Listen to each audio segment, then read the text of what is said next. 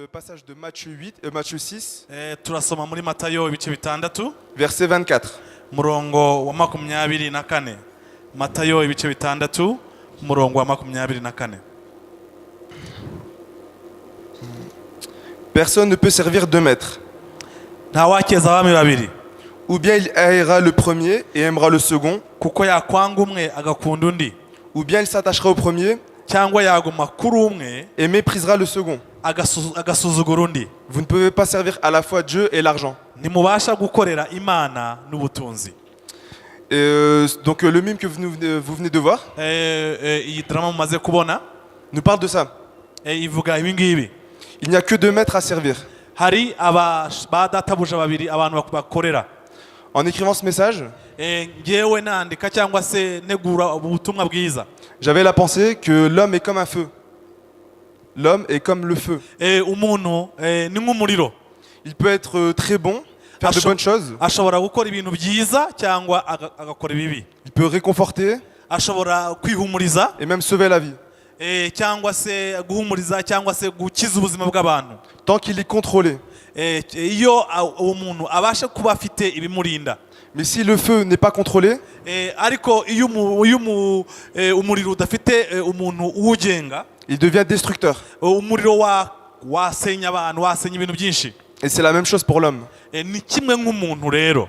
On ne peut servir que Dieu ou le diable. Dushobora gukorera Imana cyangwa tugakorera Satani.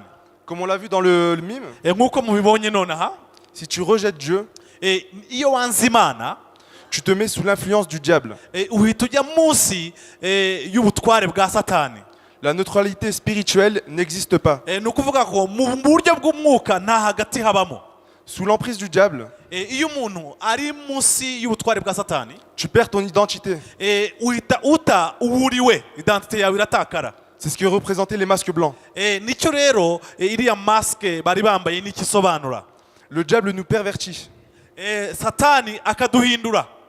Tu ne fais plus ce pourquoi tu as été créé. Ntumenye impamvu Imana yakuremye. C'est-à-dire avoir un amour avec Dieu. Mbega ntumenye ubusabane ufitanye n'Imana. Comme un parent avec son enfant. Nk'umwana hamwe na se. En faisant notre propre volonté, iyo dukoze ubushake bwacu twebwe ubwacu, on pense être libre. Twumva ko tubohotse. De mentir, tukabeshya, de se droguer, tukanywa ibiyobyabwenge, de faire n'importe quoi. tugakora ibyo dushaka ibyo aribyo byose. Mais en suivant nos propres règles, ariko iyo dukurikiye amategeko yacu bwacu, on devient notre propre Dieu. duhita duhinduka Imana ubwacu, nitwe duhinduka Imana. Décidant de ce qui est bien tugafata icyemezo cy'icyiza icyo ari cyo, et de ce qui est mal. noneho n'ikibi icyo ari cyo. Mais il n'y a qu'un seul Dieu. Ariko dufite Imana imwe. Alors si tu es indépendant de sa volonté, nimba uri umwe mu bishingikiriza ku bushake bwayo, tu es séparé de lui. nimba wowe utishingira ku bushake bwayo ukaba utandukanijwe nayo, tu es séparé de la vie éternelle. uba utandukanijwe n'ubugingo buhoraho. Être libre en péchant iyo uri umuntu wahoteye gukora ibyaha, est une illusion du diable. uba uri mbega Satani ahinduka indiri yawe. Car le diable est le maître du péché. Satani. Car le diable est le maître du péché. Kuko Satani niwe se w'ibyaha. Quand on sert nos propres règles, on suit nos propres règles. Iyo dukurikiye amategeko yacu bwacu, on pense ne pas avoir de maître. Twibwira ko nta mugenga dufite. Mais en vérité, notre maître est le diable. Ariko mu by'ukuri umugenga wacu ni Satani. Dont le but est de nous détruire. Kandi intego ye ni ukutugirira nabi. Comme on l'a vu dans le mime, nk'uko mwabibonye hano muri uyu mukino, ça peut arriver à tout le monde byaba kuri buri muntu wese de vouloir se détourner de Dieu. ushaka kureka Imana. Parce que la vie de chrétien n'est pas facile. Kuko ubuzima bwa gikristo ntabwo ari ubuzima bworoshye. Quel chrétien peut se vanter hari abakristo bibona de ne jamais avoir voulu se séparer de Dieu? Bavuga ngo ntibigeze na rimwe mu mutima wabo habamwo kushaka kureka Imana, d'abandonner la foi. cyangwa se kureka kwizera. Mais même si tu te sépares de lui, nubwo utigeze uyivaho, même si tu décides de ne plus l'aimer, nubwo wakumva wadesida cyangwa se ugafata icyemezo cyo kutayikunda, Jésus sera toujours là. Yesu Kristo azakomeza kuba hafi yawe. Il est toujours à la porte de notre cœur. Kubera ko abari ku muryango buri gihe imitima yacu, En attendant que nous l'ouvrons. kugira ngo ategereze ko dukingura. Et ce que j'aime avec Dieu, Icyo nkundira Imana rero, ce que j'ai constaté dans ma vie personnelle, icyo namaze kuyimenyaho mu buzima bwanjye bwihariye, c'est que lorsque je me repens ni ukuvuga ngo igihe cyose natuye ibyaha byanjye, du mal que j'ai pu faire, nkavuga icyaha ikibi nakoze, Dieu n'attend pas pour revenir dans ma vie.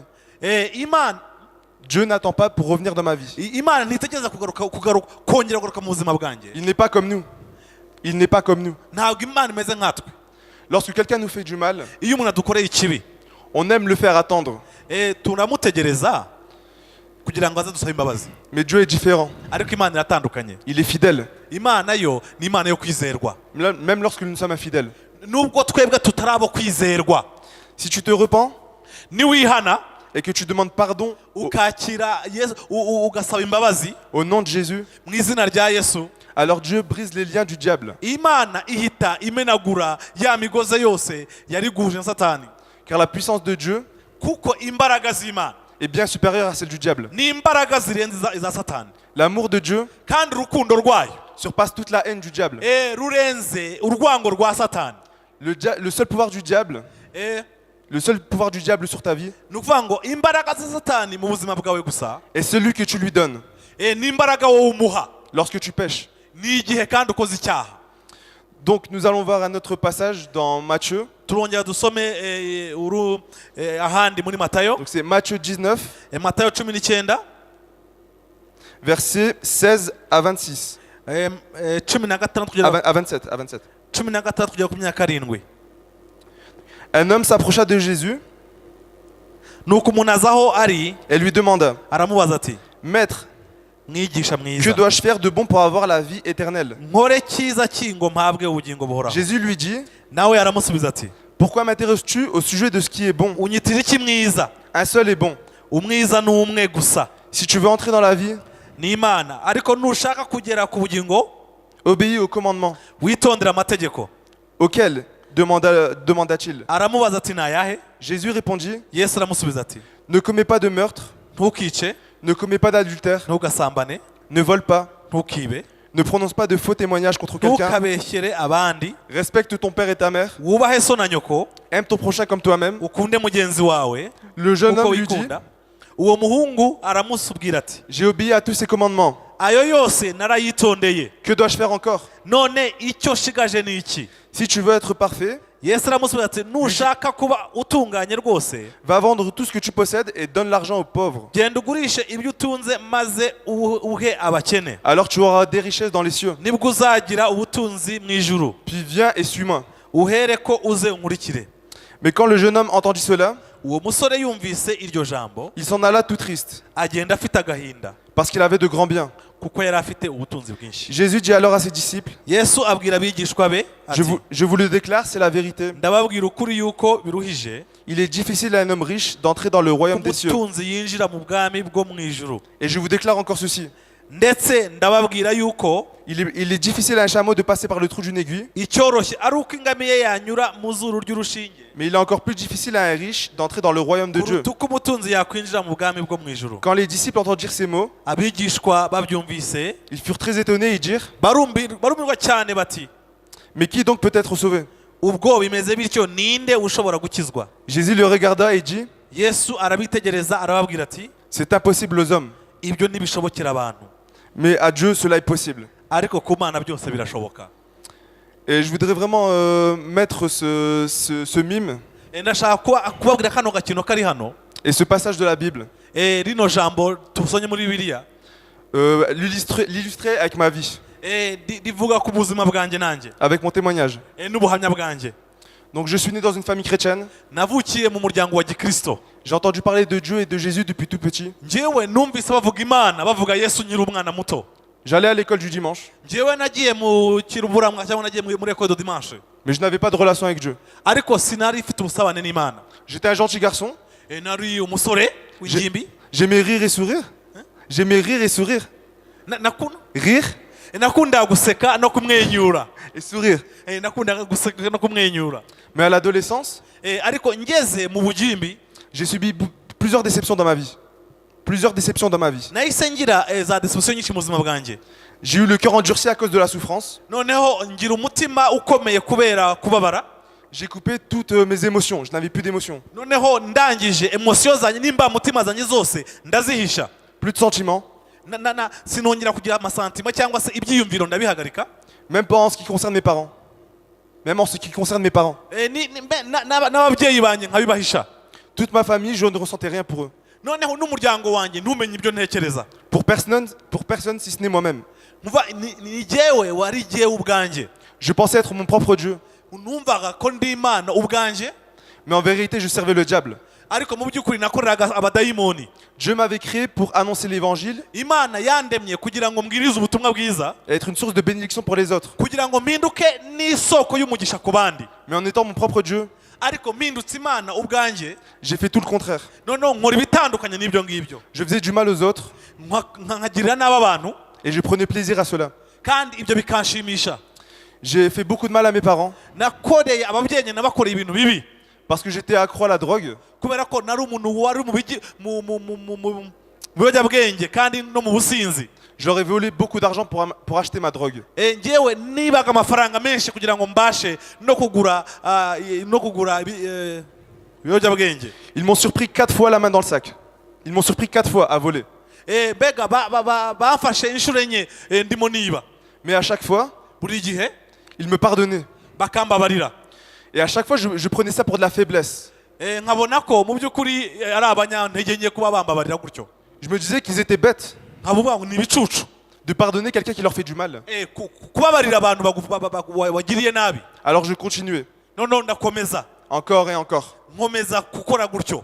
Mais un jour, umunsi umwe rero, alors qu'ils m'avaient encore surpris à voler, bongeye kumfata nibye, ils ont encore décidé de me pardonner. Bahitamo kongera kumbabarira. Et c'est à ce moment-là que j'ai réalisé nibwo nongeye gutekereza ko que l'amour de Dieu existe vraiment. Ko urukundo rw'Imana ruriho koko. Et que ce n'est pas de la faiblesse. Ko abo bantu atari ukubera bafite intege nke. Parce que j'aurais jamais pu pardonner comme ils m'ont pardonné. Kuko sinigeze mbababarira nk'uko bambabariraga.